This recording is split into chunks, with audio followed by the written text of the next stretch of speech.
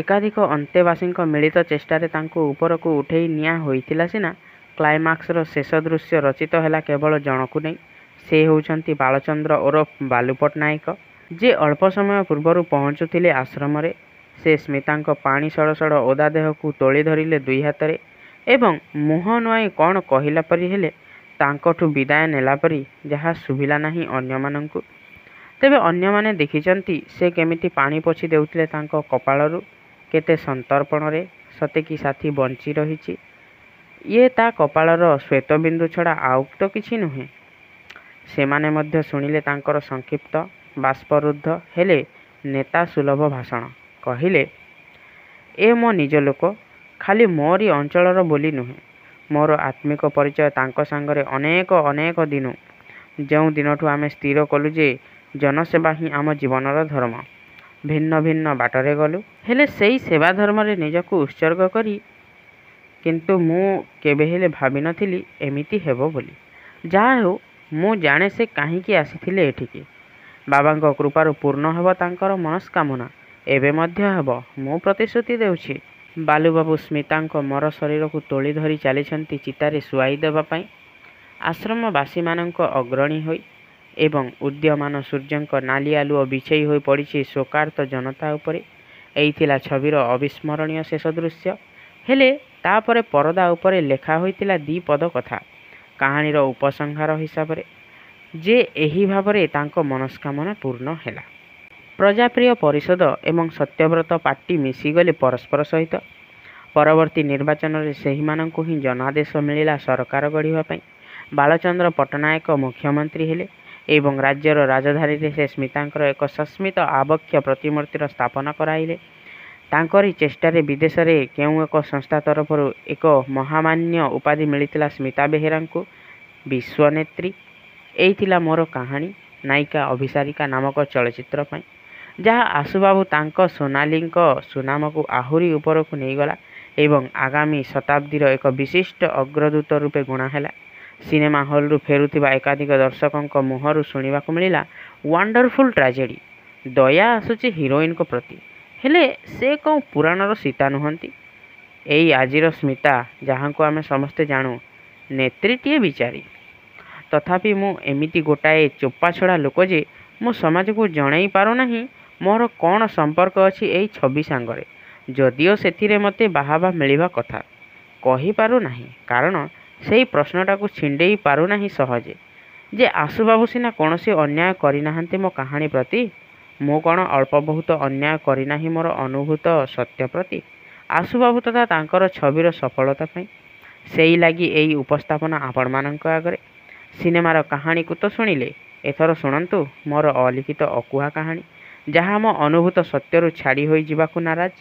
ଏବଂ ମୋର ବିଶ୍ୱାସ ଆପଣ ମୋର ଦ୍ୱିଧା ଓ ସଂଶୟକୁ ହସି ଉଡ଼ାଇ ଦେବେ। କହିବେ, ଧ୍ୟାତ୍, କ'ଣ ଏମିତି ଫରକ ଅଛି ମ ଦି'ଟା ଭିତରେ? ନା ନା, ଏଇ ଭଲ ଆଜ୍ଞା, ଏଇ ଭଲ। ଆହୁରି ଏମିତି ଗପ ଲେଖିଯାଆନ୍ତୁ ଆଗାମୀ ଶତାବ୍ଦୀର ସୂର୍ଯ୍ୟକୁ ଶଙ୍ଖୁଳିବା ପାଇଁ। ପ୍ରଭେଦ ଭିତରେ ମାତ୍ର ଏତିକି, ଯଦି ତାକୁ ପ୍ରଭେଦ ବୋଲି କୁହାଯାଏ, ସ୍ମିତାଙ୍କର ଅଭିସାରିକାପଣକୁ ଆଦୌ ମିଛ ବୋଲି କୁହାଯାଇ ପାରିବ ନାହିଁ। ତାଙ୍କୁ ଅଧିକରୁ ଅଧିକ ମଜା ଲାଗୁଥିଲା ଭାବିବାକୁ ଯେ ଉପସ୍ଥିତ କ୍ଷେତ୍ରରେ ଏହି ଭାବରେ ସେ ମଧ୍ୟ ଜଣେ ଅଭିସାରିକା। କେଉଁ ପୁରାଣର ଶ୍ରୀରାଧା ବଳେଇ ଯିବେ ନାହିଁ ତାଙ୍କୁ। ସେହି କ୍ରମରେ ଅବଶ୍ୟ ଏକ ମିଛିମିଛିକା ସମର୍ପିତାର ଭାବ ଆସୁଥିଲା ତାଙ୍କ ମନରେ, କଳ୍ପନାର ଗୋଟାଏ ଖେଳ ଖେଳିଲା ପରି, ଯେଉଁଥିରେ ଜୀବନାଭୃତି ଆହୁରି ସମୃଦ୍ଧ ହୋଇ ଉଠିବ। ଯେମିତିକି ଏଇ ଜିନିଷଟା ବାକି ଥିଲା ହୁଏତ, କିନ୍ତୁ ଦେଖ ତାକୁ ବି କେମିତି ମୁଁ ଯୋଡ଼ି ଦେଇ ପାରୁଛି ମୋ ଅନୁଭବର ଫର୍ଦ୍ଦରେ। ସେହି କଳ୍ପନାର ବଶବର୍ତ୍ତୀ ହୋଇ ସେ ଯଦି କ୍ରମଶଃ ସୁନ୍ଦର ହୋଇ ଉଠିଲେ, ସେଥିରେ ଆମର ଆପତ୍ତି କରିବାର କ'ଣ ଅଛି?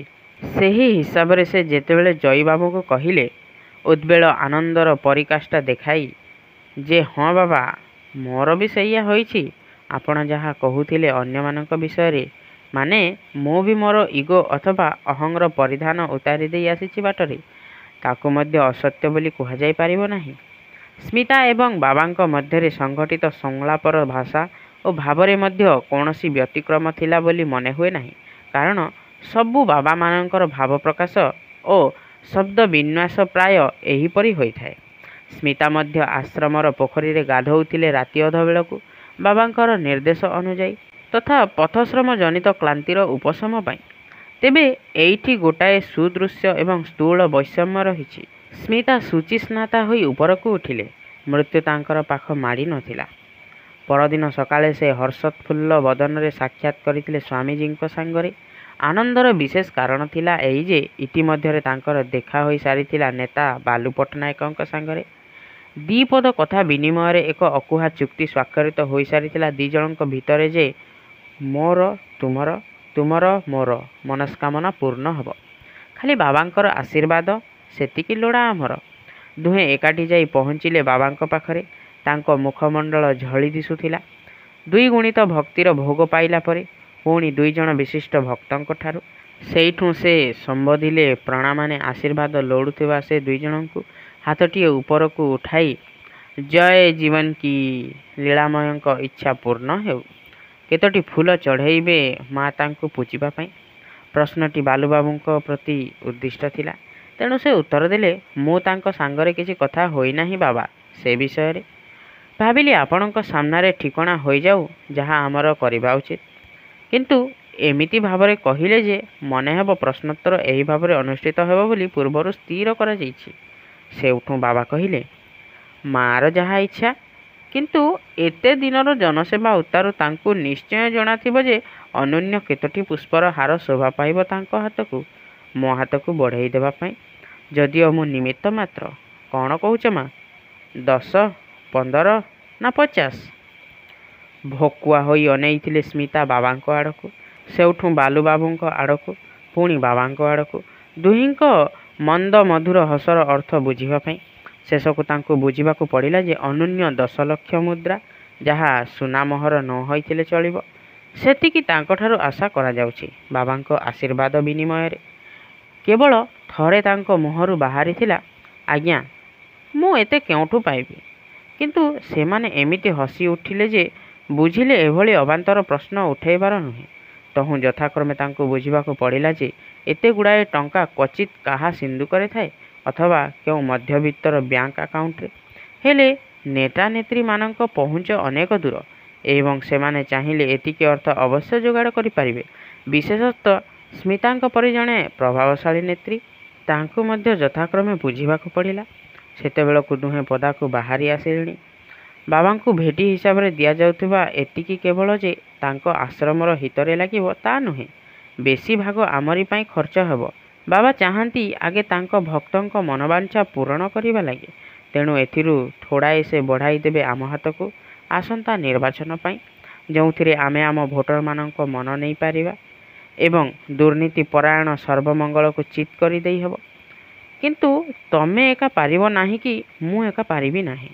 ହେଲେ ଆମ ସମବେତ ଶକ୍ତି, ବୁଝିଲ ନା ମୁଁ କ'ଣ କହୁଛି? ବାବାଙ୍କର ଧର୍ମବଳ ଲୋକବଳ ସମେତ ଏକ ବିରାଟ ନେଟୱାର୍କ। ସ୍ମିତା ଅନ୍ୟମନସ୍କ ହୋଇଯାଇଥିଲେ। ତାଙ୍କ ମୁହଁରେ ଏକ ଅସ୍ୱାଭାବିକ କଠୋରତା ଫୁଟି ଉଠୁଥିଲା। କେଉଁଥିରେ ପ୍ରଚଣ୍ଡ କ୍ରୋଧ ସାଙ୍ଗରେ ଲଢ଼େଇ କରୁଥିଲା ଏକ ଅପରାଜୟ କାମନାର ଟାଣପଣ। ରାଗ ଆସୁଥିଲା ଯେ ତମେ ସବୁ ଏତେ ଭଣ୍ଡ ବୋଲି ମୁଁ ଜାଣିନଥିଲି, ଛି। କିନ୍ତୁ ତା ପରେ ପରେ ସେ ଛିଗୁଲେଇଲେ ନିଜକୁ। ତୁ କ'ଣ ସତରେ ଭାବିଥିଲୁ ଏମାନେ ନୀତି ଧର୍ମର ପୂଜାରୀ? ସେମିତି କଥାକୁ ତୋର ଏଇ ଅଭିସାର କେଉଁ ନୀତି ଧର୍ମର ଗଢ଼ା ଜାଣିପାରେ କି? ନିଜକୁ ତିଆରୁଥିଲେ ଯେ ଦେଖ ତୁ ଅବଶ୍ୟ କଳିହୁଡ଼ି, ବଦ୍ରାଗୀ ଏବଂ ତୋ ଇଗର କଳନା ନାହିଁ। ହେଲେ ଗୋଟିଏ ଅମୂଲ୍ୟ ଅଙ୍ଗବସନ ଢାଙ୍କିଥିଲା ତୋ ଦେହକୁ ଆଜିଯାଏଁ, ତୋର ସଚ୍ଚୋଟ ପଣିଆ। ସତ୍ୟବ୍ରତ ପାଟିର ନାମକରଣ ମଧ୍ୟ କରାଗଲା ତୋର ଏଇ ଇମେଜକୁ ନେଇ। କାରଣ ସମସ୍ତେ ଜାଣନ୍ତି ଯେ ତୁ ସେମିତିକା ବାପର ଝିଅ ନୁହେଁ, ଯାହା ଅକ୍ଷରେ ଅକ୍ଷରେ ସତ।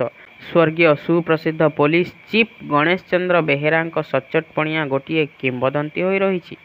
ଆଉ ଆଜି ତୁ ସେଇ ଉତ୍ତରାଧିକାରୀ, ସେଇ ଇମେଜ, ସେଇ ଅଙ୍ଗବସନଟିକୁ ଉତାରି ଦେବାକୁ ବସିଛୁ। କହ ନାହିଁ ଯେ ଟଙ୍କାର ସୁବିଧାରେ ଯୋଗାଡ଼ କରିହେବ, ଚୋରି କରିବାକୁ ପଡ଼ିବ ନାହିଁ। ନା କହୁଛୁ ତୋତେ ପାପ ଲାଗିବ ନାହିଁ ଯଦି ଚୋରାଫୁଲ ଠାକୁର ଓରଫ ଜୟୀ ବାବାଙ୍କ କାମରେ ଲାଗେ। ସେଉଠୁ ଓଃ ଡ୍ୟାମ୍ ଇଟ୍ ବୋଲି ସେ ପାଟି କରି ଉଠୁଥିଲେ। କହୁଥିଲେ, ମୁଁ ବାପାଙ୍କ ଝିଅ ହୋଇପାରେ, କିନ୍ତୁ ମୁଁ ମଧ୍ୟ ଏଇ ଶତାବ୍ଦୀର ସନ୍ତାନ। ମୋ ପ୍ରତି ଯେଉଁ ଅନ୍ୟାୟ କରାଯାଇଛି, ମନ୍ତ୍ରୀ ପଦଟିଏ ବି ମିଳିନାହିଁ ମୋତେ ଆଜି ଯାଏଁ। କେବଳ ଏଇ ବାଟେ ତା'ର ପ୍ରତିକାର କରିହେବ। ଏଇ ହେଉଛି ମୋର ଲାଷ୍ଟ ଚାନ୍ସ। ସ୍ମିତା ବେହେରାର ଲାଷ୍ଟ ଚାନ୍ସ। ତା ଛଡ଼ା ଏହାର ପରିଣାମ ମଙ୍ଗଳମୟ ନୁହେଁ କି ମୋ ରାଜ୍ୟ ପାଇଁ, ମୋ ଦେଶ ପାଇଁ? ଶେଷକୁ ତାଙ୍କ ମୁହଁର କଠୋରତା ମିଳେଇଗଲା। ସେ କହିଲେ, ହଉ, ମୁଁ ଚେଷ୍ଟା କରିବି। ଶେଷକୁ ସେ ପାରିଲେ। ଯେହେତୁ ପାର୍ଟିର ପାଣ୍ଠି ଛଡ଼ା ଅନେକ କଲ୍ୟାଣମୂଳକ ସଂସ୍ଥା ଯଥା କୁଷ୍ଠ ନିବାରିଣୀ ସଂଘ, ଅନ୍ଧ ବିଦ୍ୟାଳୟ ଇତ୍ୟାଦିର ପାଣ୍ଠିରେ ମଧ୍ୟ ସେ ହାତ ଦେଇ ପାରିଥିଲେ ସେଥିର ପୃଷ୍ଠପୋଷକତା ହିସାବରେ, ଅବଶ୍ୟ ଫେରାଇ ଦେବେ ବୋଲି ନିଶ୍ଚୟ କରି। ଫଳରେ ସେମାନେ ଜିତିଲେ। ପିପିପି ଏବଂ ସତ୍ୟବ୍ରତ ପାର୍ଟିର ସଂଯୁକ୍ତ ସାମୁଖ୍ୟ ନିର୍ବାଚନ ପରେ ଯାହାର ନାଁ ଦିଆଗଲା ଅଗ୍ରଗାମୀ ପ୍ରଗତି ସଂଘ। ରାଜ୍ୟପାଳ ତାଙ୍କର ଦଳପତି ବାଳଚନ୍ଦ୍ର ପଟ୍ଟନାୟକଙ୍କୁ ଡାକିଲେ ସରକାର ଗଢ଼ିବା ପାଇଁ। କହିବା ବାହୁଲ୍ୟ ଯେ ସ୍ମିତା ବେହେରା କେବଳ ମନ୍ତ୍ରିମଣ୍ଡଳରେ ରହିଲେ ତା ନୁହେଁ, ସେ ମଧ୍ୟ ହେଲେ ଉପମୁଖ୍ୟମନ୍ତ୍ରୀ। ମନସ୍କାମନା ପୂର୍ଣ୍ଣ ହେଲା ତାଙ୍କର। ହେଲେ ସେ ବସ୍ତୁତଃ ମରିଗଲେ। କାରଣ ଆଉ କେବେ ହେଲେ ସେ ମୁଁ ସେମିତିକା ବାପର ଝିଅ ନୁହେଁ ବୋଲି କହିପାରି ନାହାନ୍ତି ନିଜକୁ କିମ୍ବା ଆଉ କାହାକୁ। ତେଣୁ ଭାବି ଦେଖନ୍ତୁ ଯେ ସେମିତି ନ ହେଲେ ଏମିତି ମରିଥାନ୍ତେ। ମରିବାକୁ ଯୋଗ ଥିଲା ତାଙ୍କର। ତେଣୁ କୋଉ ବିଶେଷ ପ୍ରଭେଦ ଅଛି କହିଲେ? ମୋ କାହାଣୀ ଆଉ ଜୋକ ପରି ମୋ ପଛରେ ଲାଗିଥିବା ଅନୁଭୂତ ସତ୍ୟ ଭିତରେ। ବରଂ ଏଇ ସୁନ୍ଦର ମରଣର ଟ୍ରାଜେଡ଼ି ଯାହା ହଜାର ହଜାର ଦର୍ଶକମାନଙ୍କୁ ସୁଖ ଆଣିଦେଲା ଏବଂ ଆଶୁବାବୁ, ସୋନାଲିଓଗେର ତଥା ଶତାବ୍ଦୀ ପିକ୍ଚରର ଲାଭ ବଢ଼ାଇଦେଲା କାହିଁରେ କ'ଣ? ଏହା ହିଁ କ'ଣ ଶ୍ରେୟସ୍କର ବୋଲି ଆପଣ କହିବେ ନାହିଁ? ତାହେଲେ କ'ଣ କହୁଛନ୍ତି? ମୁଁ ଫିଟେଇ କରି କହିଦେବି ସମସ୍ତଙ୍କୁ ଯେ ମୁଁ ହେଉଛି ଏଇ ଛବିର ମୂଳ କଥାକାର? ନାଇଁ ମ, ଥାଉ। ମୁଁ ଆଉ 2-3ଟା କାହାଣୀ ଲେଖିଦିଏ ଏମିତି ନୂଆ ଶତାବ୍ଦୀ ପାଇଁ, ଯାହା ଆଶୁବାବୁ ଲଗେଇଛନ୍ତି ମୋ ସାଙ୍ଗରେ। ହାତଟା ପାକଳ ହୋଇଯାଉ ଏ ଦିଗରେ। ନା କ'ଣ କହୁଛନ୍ତି?